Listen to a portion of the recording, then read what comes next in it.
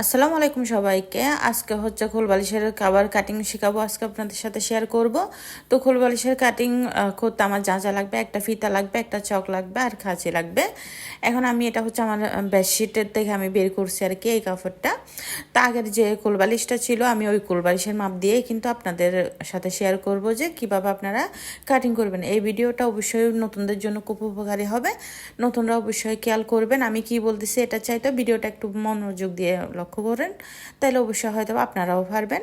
যে কোনো কিছু আসলে মানে এমনি সূত্র ধরে মাপ দিয়ে কাটিংয়ের চাইতো এইভাবে কিন্তু এই কাটিং করলে বেশি সুবিধা হয়। মানে কামিজ বসাই বা পুরানো বালিশের কাভার বসাই যদি আপনারা এভাবে কাটিং করেন, কাটিংটা খুব সহজভাবে হয়।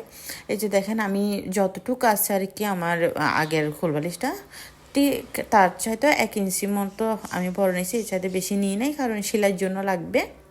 আর আপনাদের যদি আমার ভিডিওটা ভালো লাগে লাইক কমেন্ট শেয়ার করবেন, আমার ইউটিউব চ্যানেলটা সাবস্ক্রাইব করবেন, আমার ফেসবুক পেজটা ফলো করে দিবেন।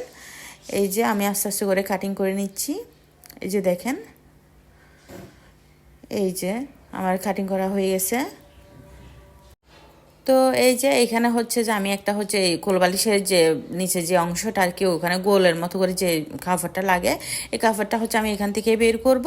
এই কাপড়টা হচ্ছে আমি আগে সোজা করে এটা একটু কেটে নিচ্ছি। এরপর হচ্ছে যে এখন আমি দেখেন এটা ঠিক মাঝখান বরাবর আমি একটু পজিশন বরাবর একটা দাগ দিলাম। এরপর থেকে আমি ঠিক 3 ইঞ্চি করে দেখেন আমি প্রত্যেকটা জায়গায় 3 দিয়ে মানে দাগ দিচ্ছি 3 ইঞ্চি করে।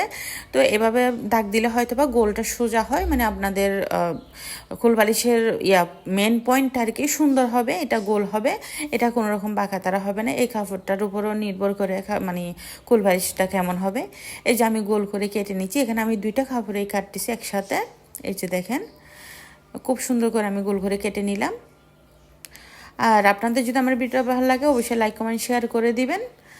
আর এই যে এটা থেকে আমি ফিতা বের করব, মানে ফিতার জন্য কাটিং করবো আর কি। ধন্যবাদ সবাইকে।